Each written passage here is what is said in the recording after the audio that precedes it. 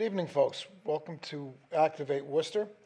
And we have kind of, I always say this, kind of an interesting show, because I think they are interesting. I enjoy them. Several weeks ago, we had Jim McGrath on, and Jim was kind of explaining the evolution of Worcester as he saw it, from when the little kid all the way up to now. And at that point, he was still a resident of this city. Well, guess what he went and did?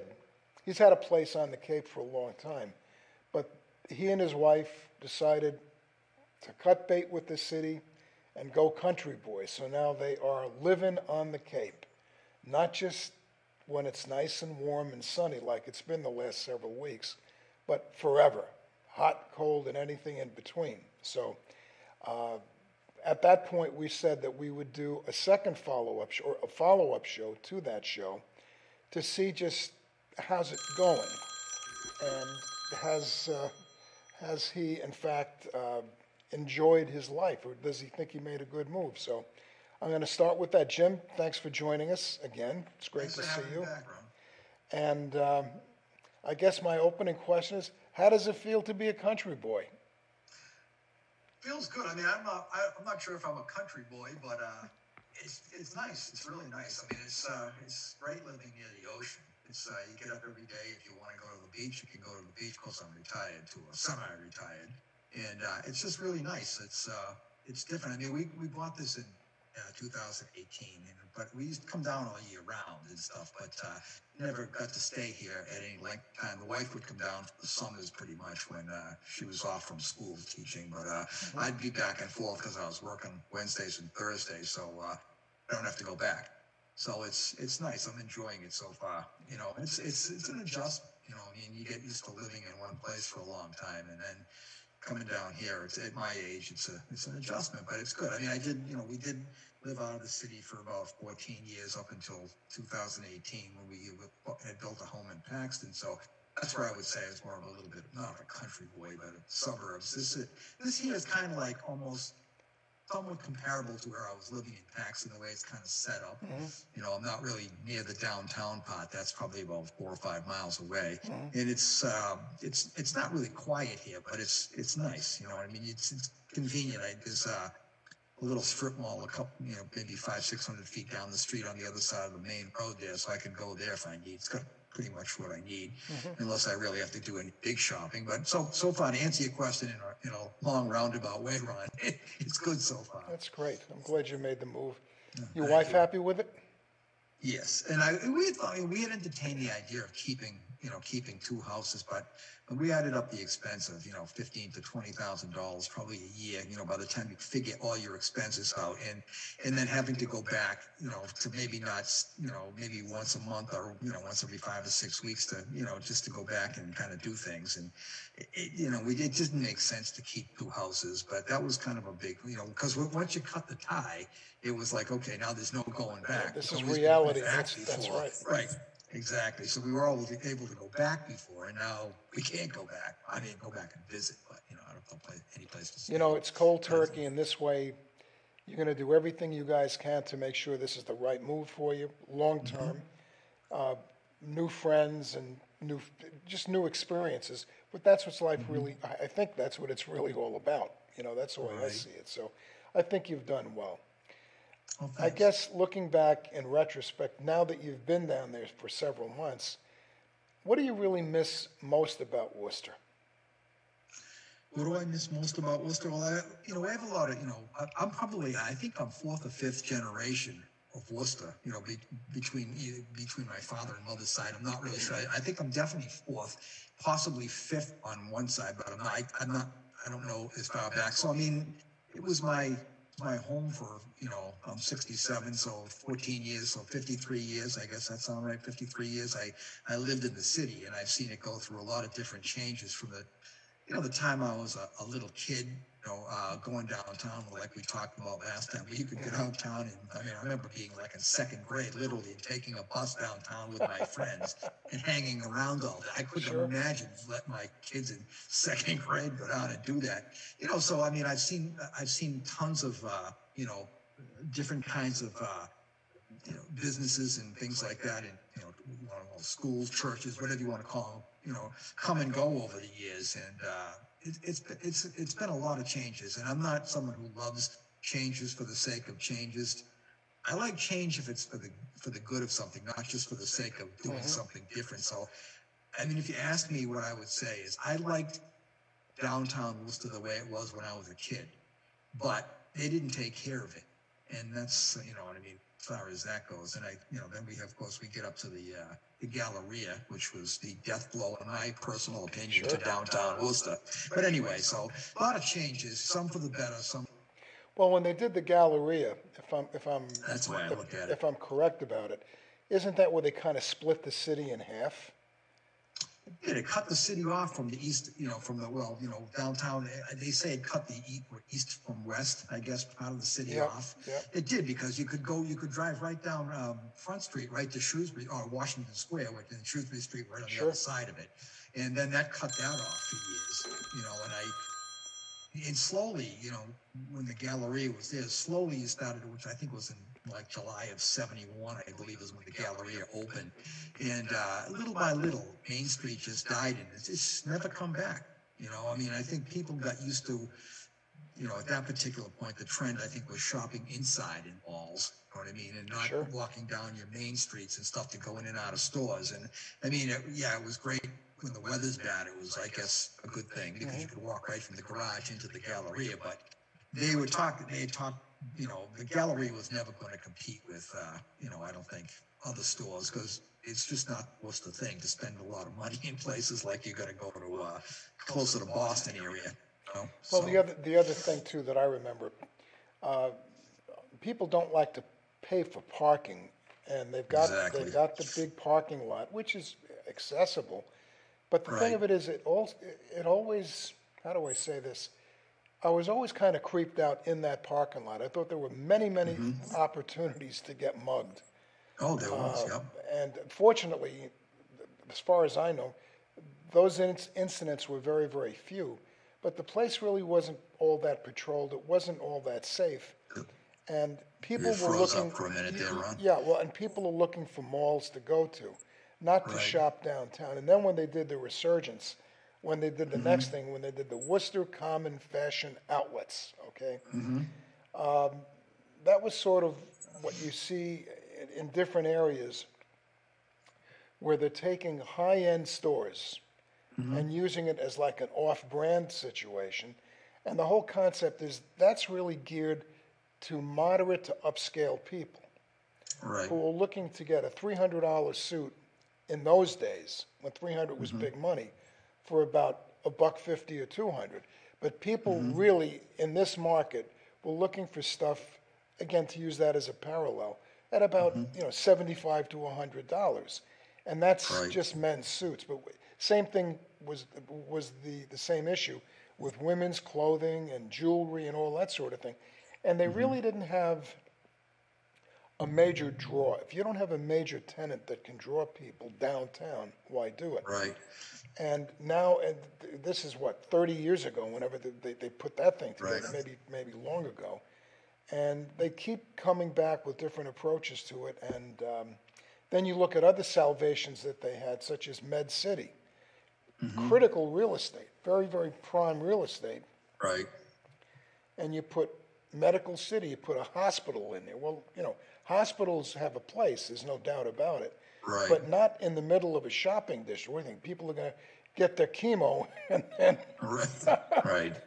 No, it's true. Go grab a nice meal or go shopping. They don't have a place in the central business district. That's for businesses that pay taxes. That's exactly right. They don't pay taxes, but to shop. Well, the same thing, you put the courthouse on Main Street. I don't know why they did that. Then you have the telephone company building, which is almost right next to it. I mean, that's prime, like you said, that's prime real estate. Yeah. Who's making these decisions? I don't do that for a living, and I can even think of that. Yep. You know what I mean? That I would never allow something like that. The thing is, there's like no synergy there. There's what's the overall concept?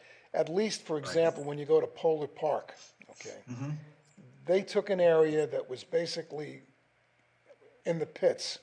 And you had, the parking lot across the street from there that had all sorts of garbage that they had to, clean out.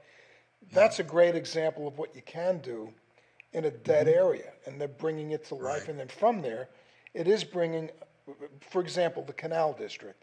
The Canal District, which is very, very close to Polo Park, that's really like the most active area in the city right now, because that was a hurting place, and now that's happening, and people are trying to rent apartments there and everything else. In fact, they say that Worcester is one of the top 10 hottest real estate markets in the entire country, and the Canal District really is like the focal point for the whole thing. If you said that 10 years ago, you would assume that the person saying it, has to take some drugs to kind of calm down. I was going to say you would have had them drug tested. That's and you can bet they would have failed. But the thing of it is the actual downtown itself, and there's many other things that have happened most recently, and I'm sure you're aware of it. The Denholm building, which has always been a very important part of it, that's been sold. And the city bought it, I think, for $1.5 million, and they're going to flip it to real estate people who are going to do something with it. I don't know if it's multi-function or multi-use or whatever they call it. I doubt if they're going to try to make it apartments, but God knows what they're going to do with it. I thought they were going to demolish it, Ron. As I thought I read that they want to take it down. Put something else in there. That's exactly what they're going to do. But if you think about it, that makes sense, because that could be the focal point of downtown Worcester, depending on what they do with it. It's right across the street from City Hall and from our studios here at WCCA TV. This is where the action is. And then you have the other area, which is walking distance from where we're speaking, the Mercantile Center. And that's become kind of an interesting place. For example, all new restaurants are down there, and Ruth's Chris Steakhouse, which is a real nice high-end place, that just opened this week. So there's a lot of interesting things happening, and I'm seeing demographically a lot of young people, 25 to 35s, which is a big demographic. That seems to be working. They're drawing them downtown. But beyond that point, the city seems to be putting a tremendous amount of effort into making downtown come alive. My question, my personal concern is, what are they doing with the rest of the city? Right. Exactly. And how are they going to hold people in the city? I mean, do they have the jobs to keep people here? I suppose we could be a bedroom city like some towns are, and people go out of other places to go to work. I mean, that maybe is what's happening. But I think, you see, when I was a kid, Highland Street was the place to be, and that was the hot place. Then it became Shrewsbury Street. Yep. And now it seems to be the Canal District. Yep. So, I mean, it seems to kind of bounces around. That's right. Right. And so I think it's great. I mean, for years, we were probably one of the only big cities that didn't have anybody living downtown, except a couple rooming houses here and there that you'd see in some of the older buildings. That was about it. And you didn't really see. Now it's about time that they're bringing that stuff in. They still need a supermarket downtown. I mean, I don't know where people who live there that don't want to drive someplace actually go shopping for food. I mean, there's a couple of small places around, but and Main South. Think that would be a place where they'd put a supermarket that people who want to walk and do their shopping could go there and do it, because it seems like they don't have that. And I think Worcester's great as far as restaurants go and bars and clubs. And I think it was the number one place for restaurants, I believe, in New England, according to, I forget what it was, Chronicle. I think it was like a year or two ago, said they were the top place, I believe, in New England. Yeah. And that's great.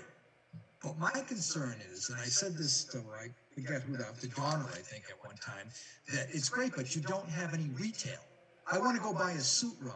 I have to go to Boston. Yep. Or I have to buy it online. Online, that's right. There was probably a dozen really nice men's clothing stores, independently owned ones, years ago. You had Shaq's, Lou John's, and many others too. Ware Pratt going back, House of Doherty, Marks, Snyder Marcel. I mean, there was a whole bunch of them. Yep. And they're all gone. Same thing with women's clothing. Same thing. Exactly, same thing. One of the things that's lacking, and this is my term, if it's right or wrong, you don't have, you might say, meat and potatoes retail. Right. And everything you keep reading, they're going to be putting more and more apartments, condos, and so on and so forth. Right. And a lot of these people, it's not like the old days where you'd say, well, okay, why would you live in Worcester? Because it's cheap. Okay. And you're working in Framingham, or you're working in Boston or Springfield. Nowadays, many people are able to work out of their own homes. Right. 2, 3, 5 days a week, whatever. So that's a dynamic you and I cannot relate to, because we come from a whole different place. But that's what's happening. So the point being, if people are home, let's call it homebound, okay? You have to have not only entertainment and bars and, restaurants, all of which there's plenty of those, and a lot of sports activities, a lot of great things that are happening with all the different sports that we have in the town. But how about, as I say, basic bread and butter or meat and potatoes operations, including retail stores, including, as you're saying, a major food market, and there's nothing there. There's absolutely nothing there. So I don't know if that's on the board. I don't know if that's going to be efficient use of capital to use that as an asset. I don't know. That's way above my job grade. But again, where I live out in Greendale, and there's plenty of that over there. But these folks, a lot of them don't even have cars. So you have to be. It's like the old days, the real old days. 2 generations before us, where people wanted to walk to the store in the neighborhood and then tote it on home. And as I say, I live in Greendale. For years and years, there was a market there called Fortin's Market on West Boylston Street. I remember Fortin's, and all the local people, they'd come down from Whitmarsh and all the other streets, and they would walk to Fortin's, get their stuff, and tote it on home. Nice to have that available. Now, where are you going to go? And that's... You can't. There used to be a lot of neighborhood markets where you'd walk to the neighborhood market and buy things. Sure. I remember when I was a kid, my mother would send me to the market to get whatever you could get fresh stuff there. It wasn't like a supermarket where everything's mass produced. You'd go there and you got what you want. They had the little deli there with all the fresh stuff that you wanted to get. And, look what you had on Water Street, with all the delis and everything. I mean, that's all gone. It's all gone. In fact, just a couple of updates. Very recently, like within the last week, good old Fairway Beef that closed a year ago in July, that's been sold for $1 million. Not that they're going to have a new beef market there, because they aren't. They're going to raise it, and they're going to put some sort of housing facility down, market rate housing, which doesn't help a lot of retirees. They're done. Right. We talked about Denholm Building. That really bothers me, because that was my first job working at Denholm's. If you face the building, you have 2 entrances to go in. If you go in on the left side door, there was a door in between the 2 sets of doors on the right that went downstairs. Yep. There was a restaurant down there. My first job was being a dishwasher in a short order cook in Denholm's restaurant. So I have a soft spot in my heart for that building, especially if you look at what that looked like about 100 years ago before they put the stucco on it. Oh, it was a beautiful building. Sure. And to see them going to tear that down, all the buildings that they've torn down in the city, I don't know. It's just it just really makes me angry. Look at Notre Dame. That's gone. Yeah, that's another one, right. St. Anne's Church was a Mount Carmel Church. Our Lady of Mount Carmel, they just blew it up. Goodbye. It's like it never existed. And are they going to do anything, make it an Italian cultural center? They'll probably put a plaque up or something like that, wipe it out. Everything that made Worcester what it was. And I always thought of Worcester as kind of a conglomeration of neighborhoods, a lot of ethnic neighborhoods. And there's a lot of pride in those neighborhoods, whether they're Armenians, Irish, Jewish, Italian, the whole 9 yards. In fact, other things that have changed. Elsa's Bushel and Peck, not huge, but that's been there forever and in a couple of different locations. O'Connor's, not that they're closing it or anything, but they've decided enough is enough, and they've sold it. And God knows how, whenever you turn over a classic business like that, who knows what ends up happening. But you just keep seeing all these, and of course you go back, and not in Worcester, but Spags, the infamous Spags mentality. Look at the shot in the solar plexus. The whole area took when they went. And Right. there's more and more and more of that happening. It's like every time you look, something that was a bedrock of the community is no longer there. And I guess it's Right. progress, and I understand that's the way it has to be. And they're going glitzy and they're going upscale. And bottom line is Worcester is still a really good value, even though you might say, well, look at the prices for houses, they're insane. Yeah, but look at what the prices are as you go east. Right. As they say Just in the keeps old going country, up. forget about it. They're insane. And It is I think ridiculous. the average one bedroom apartment in Worcester now is almost $2,000 a month. Now, That's $2,000 a crazy. month means you have to make pretty close to 3,000 less taxes, and then you have other things like food and entertainment and clothing. I mean, does Right. everybody make 100, 150,000? Maybe they do now. I don't know. Yeah, I don't But know how people do it these days. I mean, I remember the first house run we bought was, I think we paid 65.5, I think, for it. And I mean, we thought that was outrageous back in the mid '80s. I mean, yeah, excuse me, we thought that was crazy. I mean, that's, you can't buy a ferry's a garage for that, I know. a shed. It's insane. You know. The ones that I feel sorriest for isn't so much the millennials or whatever, all these different designations. The ones that I feel sorriest for are people who are retirees, the golden agers, so to speak. Yeah, The taxes alone are giving people some real trouble. The cost of driving around, the cost of food. There's a lot of folks that are going to just have to sell their little old houses they've been in for 40 and 50 years. And the question is, where do they go? Because they just don't have facilities for folks at that level, which is absolutely a shame, total shame. right. But that being said, there's a lot that's very positive, a lot that's very good about this city. To me, personally, one of the things that I think is just wonderful, you drive 10, 15 minutes out of the city and you're in a whole different environment.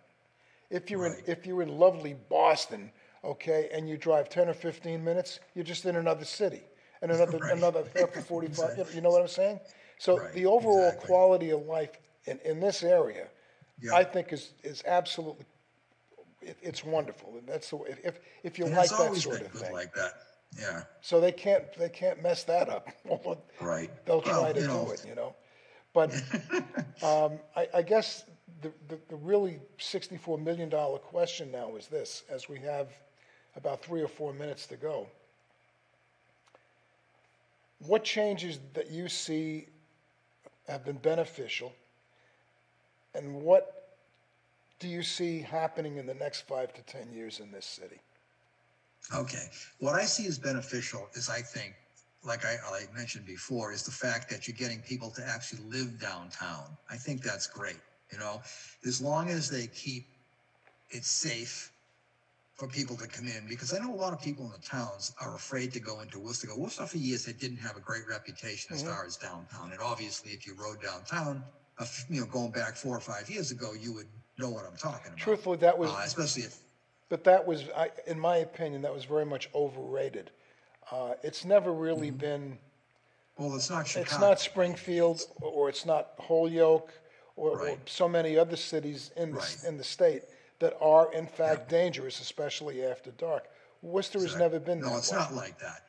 But I mean, because I remember I had clients that used to have to come in from towns when I was working, and they were paranoid. I mean, they literally didn't want to come into the city because of the reputation, even though, like you said, it probably was overrated. It's not Chicago or anything like you just mentioned, the Springfield or Holyoke or Lawrence or any of those kind of places. It was never like that. But I think just the fact that they don't see things like that going on all the time, you know what I mean, makes people think, well, they're living in their little towns and that. So I think the fact that, that people coming into downtown and living there and it's creating all the stuff that's creating it is great. I mean, I really do. But the thing, like I said before, what I'd like to see the city go in the future is make it a retail center with everything you have now, but add the retail in on top of it like it used to be when I was a kid. And I think you'd have everything. you know. That's But I think you got to get that back in order to have a well-rounded community. You can't just have one focus on entertainment and then nothing else. Yep. You know, because somebody else is going to take that money away from the city when people go out and shop at every place else. So I think the city's got to be good to people that want to open businesses in there and make it easy for them and a pleasant place to do it, not be a place where you don't want to do business with, you know, with the people that you have to deal with to open a business and maintain it. So I would say, yeah, I think the people living in the city is great, and that's what I think is good. But I think I'd like to see more retail come in, of different kinds of retail come into the city. I guess that's what where I'd like to see it go, because I think that's the next thing. It kind of got the housing going on and all the different buildings like we were talking about that they're buying and putting up. But now the next phase is bring the retail back into the city so people can shop in the city. That's what I'd say. I think if you can get the city not to be a commuter city, but a destination. And again, where people can now work, not in a building like in our day, if they can work out of their own houses, that's pretty doggone neat. You can live in a nice community with a lot of things to do. You don't have to burn a lot of gasoline and the money that goes into that. Better for the environment. Better for everything, because the other part of it is when people live in the community, they identify with the community. They'll do everything they possibly can to make it a better place to live. And to me, that's the real opportunity that this place has. Because it's a lot more than going to cool restaurants and bars and all this sort of business. You have to have everyday thing for everyday people as well. And you have to have a sense of community, okay, which is what this city has always had. You know, as I said, whatever Tatnick, if you go, you know, Grafton Hill, Vernon Hill, and Greendale and all that, these people that come from those areas feel very, very, they identify with them. They care about them. And I'd like to see that continue. Anyway, the clock on the wall, always my enemy. There it is. I want to thank you very, very much for joining us again. I'm glad to see you doing as well as you're doing. And if ever you come and you want to, you know, crash and say hello to the folks down in the lower 40 down here, we'd love to see you again. I'll be in touch. Please do. And thank you very much for coming on again. I love the show. Thanks for having me. I appreciate it. Folks, thank you for watching. I hope you enjoyed this as much as I do. Thanks very much. Look forward to seeing you next week. Good night now. Thanks, Ron.